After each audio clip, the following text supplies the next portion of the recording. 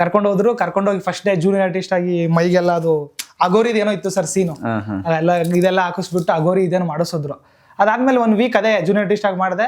Uppi sir miss Nandini ಅಂತ cinema ಮಾಡಿದ್ವಿ, ಅದಕ್ಕೂ ಡೈರೆಕ್ಷನ್ ಡಿಪಾರ್ಟ್ಮೆಂಟ್ ವರ್ಕ್ ಮಾಡಿದೆ.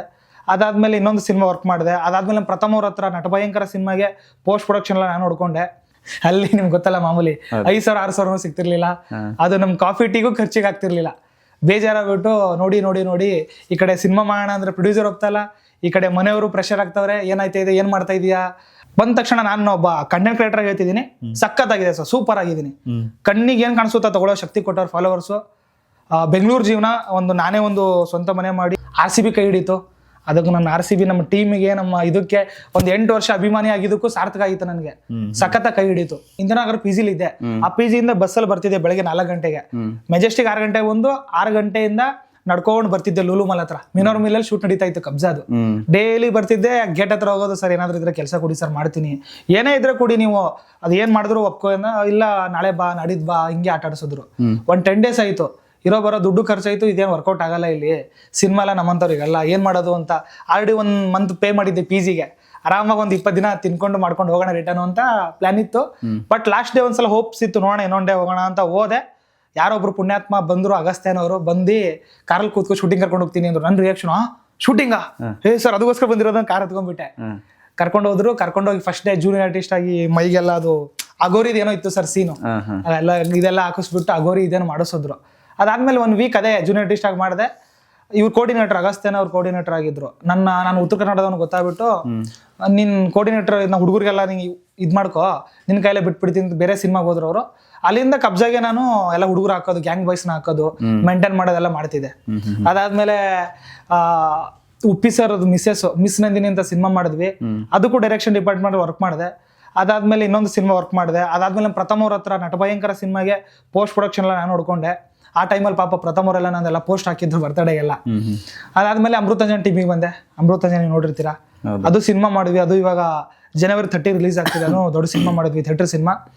ಅದಾದ್ಮೇಲೆ ಹಿಂಗೆ ಶಾರ್ಟ್ ಫಿಲ್ಮ್ಸ್ ಎಲ್ಲ ಮಾಡ್ಕೊಂಡು, ಅದ್ರಲ್ಲಿ ಇನ್ಕಮ್ ಇರ್ಲಿಲ್ಲ sir. End of the day ನಾನು ಅಲ್ಲಿ ನೋಡಿದ್ದೇನಪ್ಪ ಅಂದ್ರೆ ಒಂದು 8,000 9,000 ಕೊಡ್ತಿದ್ರು. ಅದು ಬೆಂಗಳೂರು ಜೀವನಕ್ಕೆ ಸಾಲ್ತಿರ್ಲಿಲ್ಲ. ಕಷ್ಟಪಡ್ತಿದೀವಿ. ಈ ಕಡೆ ಡೈರೆಕ್ಷನ್ ಮಾಡ್ಬೇಕು ಅಂದ್ರೆ ಇವಾಗ ನಾನು ಹೊಸಬ. ಈಗ ನಾನೊಂದು ಕತೆ ಬರ್ಕೊಂಡಿದ್ದೀನಿ ಅಂದ್ರೆ ಯಾರೋ ಪ್ರೊಡ್ಯೂಸರ್ ಹತ್ರ ಹೋದ್ರೆ ಅವರು ಏನಪ್ಪ ನಿಂದು ವರ್ಕ್ ತೋರ್ಸು ಅನ್ನೋರು. ಈಗ ಕೆಲಸ ಕೊಟ್ರೆ ಸರ್ ಮಾಡಕ್ಕೆ, ನನ್ನ ಹತ್ರ ಅಷ್ಟು ದುಡ್ಡು ಇಲ್ಲ ನಾನೇ ಹಾಕೊಂಡು ಮಾಡಕ್ಕೆ. ನೋಡಿದೆ ತುಂಬಾ ಜನ ಪ್ರೊಡ್ಯೂಸರ್ ಹತ್ರ ಎಲ್ಲ ಸುತ್ತಾಡಿದೆ. ಎಲ್ಲರೂ ಅದೇ ಕೇಳ್ತಾ ಇದ್ರು, ಬೇಡ ಇದು ಆಗಲ್ಲ ಅನ್ಕೊಂಡ್ಬಿಟ್ಟು ಸೋಷಿಯಲ್ ಮೀಡಿಯಾ ಬರೋಣ ಅನ್ಕೊಂಡ್ಬಿಟ್ಟು ಸೋಷಿಯಲ್ ಮೀಡಿಯಾ ಬಂದ್ವಿ. ಓಕೆ, ಅಂದ್ರೆ ಆರಂಭದಲ್ಲಿ ಹೆಂಗಿತ್ತು ಬೆಂಗಳೂರಲ್ಲಿ? ಅಂದ್ರೆ ಊರ್ ಬಿಟ್ಟು ಬರ್ತೀರಿ, PG-ಲಿ ಇರ್ತೀರಿ, ಸಿನಿಮಾದಲ್ಲಿ ಹೆಸರು ಮಾಡ್ಬೇಕಂತ ಅಲ್ಲಿ ಅಲ್ದಾಡ್ಕೊಂಡಿಲ್ಲ, ಹೆಂಗೆ ಸ್ಟ್ರಗಲ್ ಹೆಂಗಿತ್ತು? ಅಂದ್ರೆ ಅದಕ್ಕೆಲ್ಲ ಖರ್ಚಿಗೆ ಅದರ ದುಡ್ಡೆಲ್ಲ ಹೆಂಗೆ ನಿಮ್ಗೆ ಅಂತ ಯಾವ ತರ ಮೇಂಟೈನ್ ಮಾಡ್ತಿದ್ರಿ? ಸರ್ ಅದೇ ತುಂಬಾ ಸ್ಟ್ರಗಲ್ ಅಂದ್ರೆ ತುಂಬಾ ಇತ್ತು. ಖರ್ಚಿಗೆ ಅನ್ನೋದಕ್ಕಿಂತ ಜೂನಿಯರ್ ಆರ್ಟಿಸ್ಟ್ ಆಗಿ ಸ್ಟಾರ್ಟಿಂಗ್ ಮಾಡಿದಾಗ ಒಂದು ಕೋರ್ಡಿನೇಟರ್ ಆಗಿ ಅದೊಂದು ನಂಗೆ ಎಕ್ಸ್ಪೀರಿಯನ್ಸ್ ಇತ್ತು. ಹುಡುಗರು ಹಾಕೋದು ಅದೊಂದು ಲಿಂಕು ಸಿಕ್ಕಿತ್ತು ನಂಗೆ ಹುಡುಗರದೆಲ್ಲ. ಒಂದು ಶಶಿಕುಮಾರ್ ಅವ್ರ ಮಗನಿನ ಸಿನಿಮಾ ಒಂದು ಸಿನಿಮಾ ಬಂತದ್ದು, ಆ ಸಿನಿಮಾಗೂ ನಾನೇ ಹುಡುಗರು ಹಾಕಿದೆ. ಅಲ್ಲಿ ಹುಡುಗರು ಹಾಕೋ ಟೈಮಲ್ಲಿ ಒಂದು ಕಮಿಷನ್ ಅಂತ ಕೊಡ್ತಾರೆ ಸರ್ ಅವ್ನಿಗೆ. ಇವಾಗ ಅದೊಂದು ಕಮಿಷನ್ ಇಂದ ಬದುಕ್ತಿದ್ದೆ. ಒಂದ್ ವಾರದಲ್ಲಿ ಒಂದು ಸಿನಿಮಾ ಆದ್ರೂ ಸಿಕ್ತಿತ್ತು ನನ್ಗೆ. ಹಂಗೆ ಮಾಡ್ಕೊಂಡ್ ಬದುಕೊಂತಿದ್ದೆ. ಬಟ್ ಅದು ನನ್ನ ಎಕ್ಸ್ಪೆಕ್ಟೇಷನೇ ಬೇರೆ ಇತ್ತು ಸರ್. ಏನೋ ಅದು ರೀಚ್ ಆಗಕ್ಕಾಗಿಲ್ಲ. ಅಲ್ಲೂ ನಂಗೆ ಸ್ಯಾಟಿಸ್ಫೈ ಸಿಗ್ಲಿಲ್ಲ. ನಾನು ಡೈರೆಕ್ಷನ್ ಮಾಡ್ಬೇಕಂತ ಬಂದಲ್ಲ, ಕೋರ್ಡಿನೇಟರ್ ವರ್ಕ್ ಮಾಡ್ತಿದ್ದೀನಿ, ಏನೋ ಕಾಸು ಒಂಚೂರು ಏನೋ ಒಂದು ಮಂತ್ಲಿ 45,000 ದುಡಿತಿದ್ದೇನೋ. ಬೇಡ ಅನ್ಕೊಂಡು ಡೈರೆಕ್ಷನ್ ಡಿಪಾರ್ಟ್ಮೆಂಟ್ ಹೋದೆ. ಅಲ್ಲಿ ನಿಮ್ಗೆ ಗೊತ್ತಲ್ಲ ಮಾಮೂಲಿ 5,000 6,000 ಸಿಗ್ತಿರ್ಲಿಲ್ಲ. ಅದು ನಮ್ ಕಾಫಿ ಟೀಗೂ ಖರ್ಚಿಗೆ ಆಗ್ತಿರ್ಲಿಲ್ಲ. ಬೇಜಾರಾಗ್ಬಿಟ್ಟು ನೋಡಿ ಈ ಕಡೆ ಸಿನಿಮಾ ಮಾಡೋಣ ಅಂದ್ರೆ ಪ್ರೊಡ್ಯೂಸರ್ ಹೋಗ್ತಲ್ಲ, ಈ ಕಡೆ ಮನೆಯವರು ಪ್ರೆಷರ್ ಆಗ್ತವ್ರೆ, ಏನಾಯ್ತಾ ಇದೆ, ಏನ್ ಮಾಡ್ತಾ ಇದೀಯಾ, ಟೈಮ್ ಇದು 22 ವರ್ಷ 23 ವರ್ಷ ಹಿಂಗೆ ಮಾಡಿದೆ ಬೈತವ್ರೆ. ಈ ಕಡೆ ಡಿಗ್ರಿ ಮಾಡಿಲ್ಲ ಇನ್ನ. ಆ ಟೋಟಲಿ ಪ್ರೆಷರ್ ಅಲ್ಲಿ ಇದ್ದೆ. ಇವಾಗ್ಲೂ ಕಂಪ್ಲೀಟ್ ಮಾಡ್ಕೊಂಡ್ರೆ ಇಲ್ಲ ಹಂಗೆ? ಡಿಗ್ರಿ ಕಂಪ್ಲೀಟ್ ಆಗಿದೆ, ಮಾಡ್ಕೊಂಡೆ. ಡಿಗ್ರಿ ಇಲ್ದೆ ಹೆಣ್ಣೆ ಕೊಡ್ತಾರೆ ಸರ್, ಹುಡುಗಿ ಆದ್ರೂ ಕೊಡ್ಬೇಕಲ್ಲ, ಅದಕ್ಕಾದ್ರೂ ಡಿಗ್ರಿ ಬೇಕು. ಸೊ ಹುಡುಗಿಗೋಸ್ಕರ ಡಿಗ್ರಿ ಮಾಡ್ಕೊಂಡಿದ್ದೀರಾ? ಖಂಡಿತ ಸರ್. ಮನೆಯವ್ರ ಆಸೆಗೋಸ್ಕರ ಮತ್ತೆ ಹುಡುಗಿ ಸಿಗ್ಬೇಕು ಅಂತ. ಈಗ ಹೆಂಗಿದೆ ಜೀವನ? ಈಗ ಸಖತ್ತಾಗಿದೆ ಸರ್.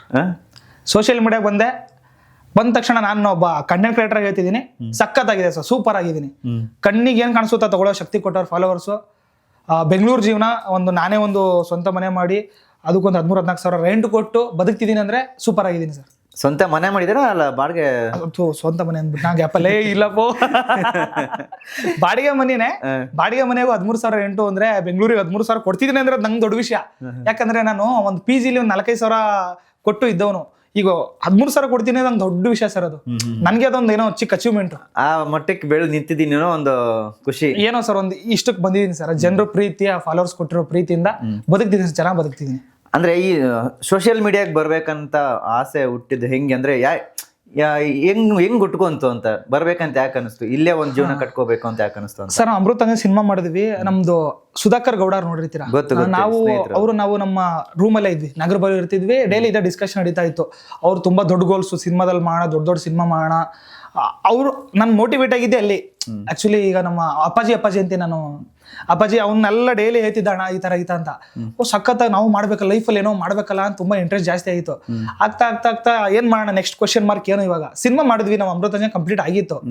ಏನ್ ಮಾಡೋಣ, ಶಾರ್ಟ್ ಫಿಲ್ಮ್ಸ್ ಅಪ್ಪಾಜಿಗೆ ಬರುತ್ತೆ, ಅವ್ನು ಮಾಡ್ತಾನೆ. ಅಂದ್ರೆ back to back short films fame ಐತೆ, ನಾನೇನ್ ಮಾಡೋದು, ಅವ್ನ ಜೊತೆ ಹೋಗ್ಬಿಟ್ಟು ಅದೇ ಮಾಮೂಲಿ ಒಂದೇನೋ ಖರ್ಚಿಗೆ ಕಾಸು ಕೊಡ್ತಿದ್ದ, ನೋಡ್ಕೊಂಡು ನಿಂತ್ಕೋತಿದ್ದೆ. ಬಟ್ ನನ್ಗೆ ಏನೋ ಸ್ಯಾಟಿಸ್ಫೈ ಆಗ್ತಿರ್ಲಿಲ್ಲ. ಅದಾದ್ಮೇಲೆ ಕೂಡ ಪರ್ಸನಲ್ ಪ್ರಾಬ್ಲಮ್ ಇಂದ ಅವನು ಸ್ಟಾಪ್ ಮಾಡ್ಬಿಟ್ಟ ಅಪ್ಪಾಜಿ. ಅದಾದ್ಮೇಲೆ ಏನ್ ಮಾಡೋಣ ಒಂದು ರೀಲ್ಸ್ ಮಾಡೋಣ ಅಂತ ಇತ್ತು. ಆಲ್ರೆಡಿ ಅವ್ರು ಮೊದಲೇ ಒಂದ್ 2-3 ರೀಲ್ಸ್ ಮಾಡಿದ್ರು ಜಯಂತ್ ಅನ್ನೋರೆಲ್ಲ.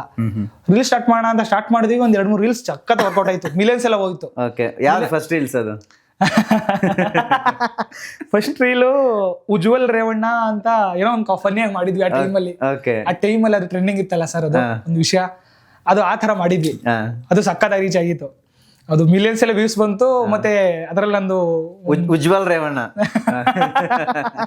ಅದು ಜನ ಇಷ್ಟಪಟ್ರು. ಅದಾದ್ಮೇಲೆ ಫ್ರೆಂಡ್ಶಿಪ್ ಯಾವ್ದೋ ಒಂದು ಮಾಡಿದ್ವಿ, ಯಾವ್ದೋ ಒಂದು ಗಾಂಜಾ ರೀಲ್ ಅನ್ನೋ ತರ ಮಾಡಿದ್ವಿ, ಅದೆಲ್ಲ ಮಿಲಿಯನ್ಸ್ ವ್ಯೂತು. ಪಕ್ಕ ವರ್ಕೌಟ್ ಆಗುತ್ತೆ ಅನ್ಕೊಂಡು ಕಂಟಿನ್ಯೂ ಮಾಡ್ಕೊಂಡ್ ಬಂದ್ವಿ. ಹೊಸದಾಗ ಮಕ್ಳಿಗೆಲ್ಲ ರೂಮ್ ಮಾಡಿ ಎಣ್ಣೆ ಸ್ಟಾರ್ಟ್ ಮಾಡಿದ್ವಿ. ಎಣ್ಣೆ ಸ್ಟಾರ್ಟ್ ಮಾಡಿದಾಗ ಜನ ಇಷ್ಟಪಟ್ರು ನಮ್ಮನ್ನ. ಎಣ್ಣೆ ನಮ್ಮ ಸುಧಾಕರ್ ಗೌಡನ ಎಣ್ಣೆ ನೋಡಿರ್ತೀರ ನೀವು, ಎಣ್ಣೆದೆಲ್ಲ ಸಖತ್ತಂದ್ರೆ ಎಲ್ಲ ಮೂವಿದೆಲ್ಲ ಒಂದು ಸೀನ್ ತಗೊಂಡು ರಿಮೇಕ್ ಮಾಡ್ತಿದ್ವಿ ಅದನ್ನ. ಅದು ನಮ್ಮ ಎಣ್ಣೆ ಕನ್ವರ್ಟ್ ಮಾಡ್ಬಿಟ್ಟು ಬರ್ಕೊಂಡು ನೀಟಾಗಿ ಚೆನ್ನಾಗೆಲ್ಲ ಒಂಥರ ಫೀಲ್ ಕೊಡ್ತಿದ್ವಿ ಜನಕ್ಕೆ. ಆ ನೋಡಿದವ್ರಿಗೆ ಫನ್ನಿ ಅನಿಸ್ಬೇಕು, ಎಂಟರ್ಟೈನ್ಮೆಂಟ್ ಕೊಡ್ಬೇಕು ಅಂತ ಮೈಂಡಲ್ಲಿ ಇತ್ತು ನಮಗೆ. ಚೆನ್ನಾಗಿ ಮಾಡಿದ್ವಿ. ಒಂದು 2-3 months ಅಲ್ಲೇ ಒಳ್ಳೆ ಗ್ರೋತ್ ಆಯ್ತು, 400K ಫಾಲೋವರ್ಸ್ ಆದ್ರು. ಆದಾಗ ಪ್ರಮೋಷನ್ ಬರೋದೆಲ್ಲ ಸ್ಟಾರ್ಟ್ ಆಯ್ತು. ನಾವು ನೋಡಿದ್ವಿ ಅಪ್ಪಾಜಿ ವರ್ಕೌಟ್ ಆಗುತ್ತೆ ಸೋಷಿಯಲ್ ಮೀಡಿಯಾ. ಇವಾಗ ನಾವೇ ಈಗ ಜೀರೋ ದುಡಿಮೆ ಇರೋರು ಈ ಸೋಷಿಯಲ್ ಮೀಡಿಯಾ ಬಂದು ಒಂದು ಇದು ನೋಡಿರ್ತೀವಿ, ಒಂದು ರೆವೆನ್ಯೂ ನೋಡಿದಾಗ ನನಗೂ ಅನಿಸ್ತು, ಓಕೆ ಈಗ ನಾನೇ ಎಡಿಟಿಂಗ್ ಎಲ್ಲ ಮಾಡ್ತಿದ್ದೆ ಅಂದ್ರೆ ನಂಗೆ ಅಪ್ಪಾಜಿ ಇಷ್ಟ ಅಂತ ಕಾಸು ಕೊಡ್ತಿದ್ದ. ಒಂದು ಪ್ರಮೋಷನ್ಗೆ ನಾ ಎಡಿಟ್ ಮಾಡ್ತಿದ್ದೆ, ಎಲ್ಲನೂ ನಾನೇ ಮಾಡ್ತಿದ್ದೆ, ತಗೊಳ್ಳೋಂತ ಇಷ್ಟು ಕಾಸು ಕೊಡ್ತಿದ್ದ. ಇಷ್ಟು ಕಾಸು ಕೊಡ್ತಾವನೆ ಅಂದ್ರೆ ಅಪ್ಪಾಜಿಗೆ ಎಷ್ಟು ಬರ್ಬೋದು ದುಡ್ಡು ಅಂತ ನಮ್ಮ ಮೈಂಡಲ್ಲಿ ಯೋಚನೆ ಮಾಡ್ತೇವೆ. ಮಾಡು ಅಂತಿದ್ದ ಅವನು, ಆಕ್ಚುಲಿ ಜೊತೆಲಿ ಮಾಡೋ ಅಂತಿದ್ದ, ಬಟ್ ಇಂಟ್ರೆಸ್ಟ್ ಇರ್ಲಿಲ್ಲ. ಅದು ಬರ್ತಾ ಆಯ್ತು ಸರ್, ಒಂದು ಮನ್ಸಲ್ಲಿ ಬಂತು, ಸ್ಟಾರ್ಟ್ ಮಾಡಿದ್ವಿ. ಜನ ಎಲ್ಲ ಪ್ರೀತಿಸಿದ್ರು, ಒಪ್ಕೊಂಡ್ರು ನಮ್ಮನ್ನ. RCB ಕೈ ಹಿಡಿತು. ಅದಕ್ಕೂ ನನ್ನ RCB ನಮ್ಮ ಟೀಮಿಗೆ, ನಮ್ಮ ಇದಕ್ಕೆ ಒಂದು 8 ವರ್ಷ ಅಭಿಮಾನಿ ಆಗಿದ್ದಕ್ಕೂ ಸಾರ್ಥಕ ಆಯಿತು ನನಗೆ. ಸಖತ್ತ ಕೈ ಹಿಡಿತು, ಜನ ಪ್ರೀತಿ ಕೊಟ್ಟರು, ಪ್ರಮೋಷನ್ ಎಲ್ಲ ಬರೋಕ್ಕೆ ಸ್ಟಾರ್ಟ್ ಆಯಿತು. ದುಡ್ಕೊಂಡು ಏನೋ ಮಾಡ್ಕೊಂಡು ಚೆನ್ನಾಗಿದೀವಿ ಸರ್. ಇವಾಗ ಎಷ್ಟು ದುಡಿತೀರಾ ಹಂಗಂದ್ರೆ ತಿಂಗಳಿಗೆ? ಒಂದು ತಕ್ಕಮಟ್ಟಿ ದುಡಿತೀವಿ ಸರ್, ಚೆನ್ನಾಗಿದೀವಿ ಸರ್. ಬೆಂಗಳೂರು ಲೈಫ್ಗೆ ಆರಾಮಾಗಿದ್ದೀವಿ. ಒಂದೇನು ಒಬ್ಬ ಸಾಫ್ಟ್ವೇರ್ ಇಂಜಿನಿಯರ್ ಏನ್ ಒಂದು ದುಡಿತಾರೋ ಅಷ್ಟು ದುಡಿತೀವಿ ಸರ್. ಖುಷಿ ಇದೆ ಸರ್, ಸಖತ್ ಖುಷಿ ಇದೆ.